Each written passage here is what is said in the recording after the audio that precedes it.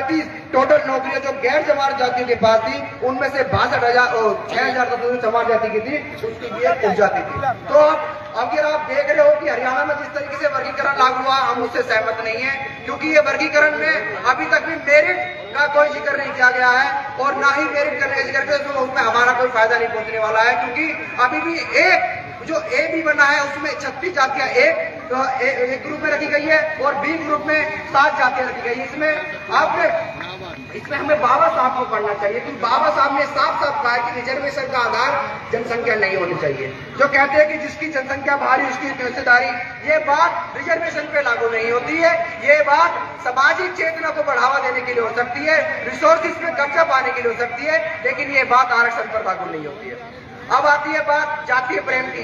जब से ये रिजर्वेशन लागू हुआ है, हमारे लोगों को कह रहे हैं कि आपके अंदर एकदम से जातीय प्रेम जाग रहा है। जातीय प्रेम जागने के बाद आप इस बहुजन मूल्यवादी समाज की जो राजनीति है वो खंडित हो जाएगी। तो मैं आपको बता देना चाहता हूं, काशीराम द्वारा जो जाति प्रेम वर्गीकरण के जो पैदा करता है, जो वर्ग पैदा करता है, उसमें एक अशोक दास द्वारा जो एक किताब लिखी गई थी, करिश्माई काशीराम। अब उस किताब में क्या लिखा है कि उन्होंने उसमें बोला कि जब मायावती 4 महीने के लिए मुख्यमंत्री बनी तो मैंने देखा कि 137 IAS ऑफिसर अनुसूचित जाति के अंतर्गत आने वाली सिर्फ चमार जाति के थे।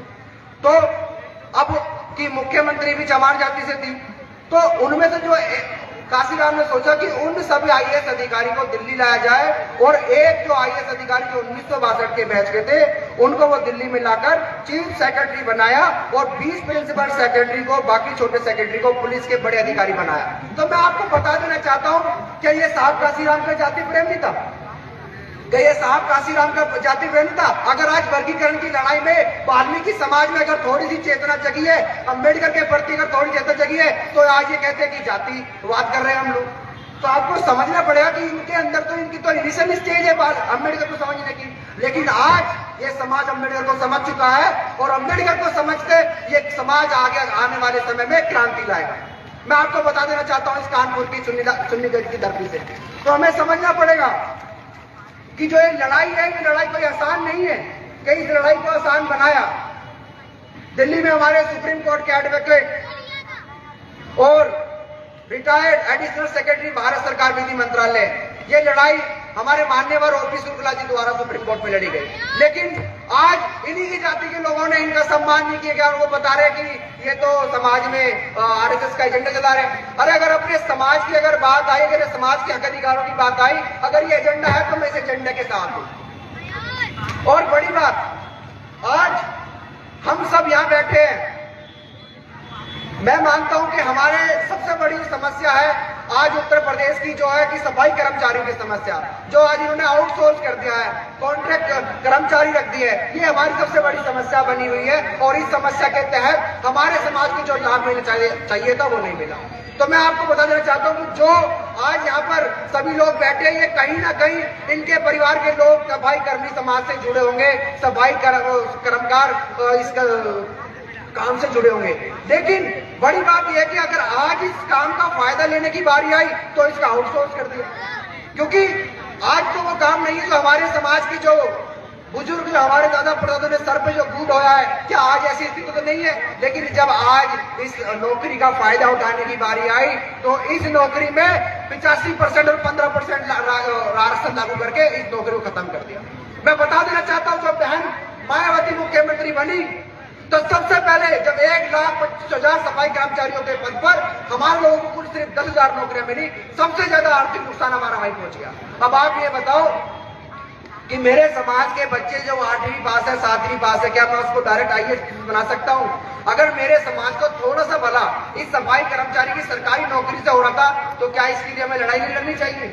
ये लड़ाई झाड़ू की नहीं है, ये लड़ाई है कि इस काम की वजह से आज हमारे समाज में ऐसे ऐसे IAS भी बने, PC भी बने, लेकिन आज जब इस काम के वजह से हमारे समाज का थोड़ा आर्थिक फायदा पहुंचना चाहिए था तो हमारे समाज के लोगों को आउटसोर्स कर दिया और कॉन्ट्रैक्ट कर्मचारी रख दिया, जो कि बहुत गलत है, जो हमारे लिए एक अभिशाप के रूप में काम कर रहा है कि आज हमारे बच्चे कॉन्ट्रैक्ट वर्कर पे काम करके, कॉन्ट्रैक्चुअल जॉब पे काम करके हमारे समाज का आर्थिक स्तर मजबूत नहीं हो रहा है, जिसकी वजह से आज हमारा सबसे बड़ा आर्थिक नुकसान हो रहा है।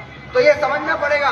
और मैं आपको यहाँ पर बता देना चाहता हूँ कि आने वाले समय हमारी सुप्रीम कोर्ट की जो लड़ाई होगी, आउटसोर्स को खत्म करने की लड़ाई होगी। हम उसी पर काम कर रहे हैं कि हम इस भारत से सफाई जो 4th क्लास कर्मचारी है उसमें से आउटसोर्स खत्म कर दें।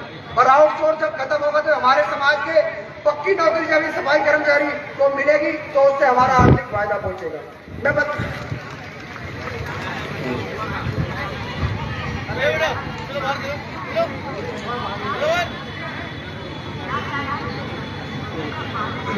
तो मैं अपनी बात इसी के माध्यम से जल्दी खत्म करूंगा, क्योंकि मुझे लगता है कि और भी वक्ता है और भी वक्ता अपने अपने मुद्दे पर चर्चा करना चाहते हैं। तो हमें सिर्फ लड़ाई करने का एक जज्बा पैदा करना है, क्योंकि मैं देख रहा हूं कि हमारे समाज में बाबा साहब डॉक्टर भीमराव अम्बेडकर के प्रति अब भावना जागने लगी है, जो कि निरंतर जागने के तहत हमारे समाज का बहुत बड़ा फायदा होने वाला है।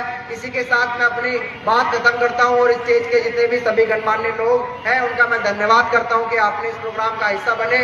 और जितनी भी सामने जनता बैठी है, मैं विश्वास दिलाता हूं कि हम आने वाले समय में आउटसोर्स पर काम कर रहे हैं, इस मामले को सुप्रीम कोर्ट ले जा रहे हैं। धन्यवाद।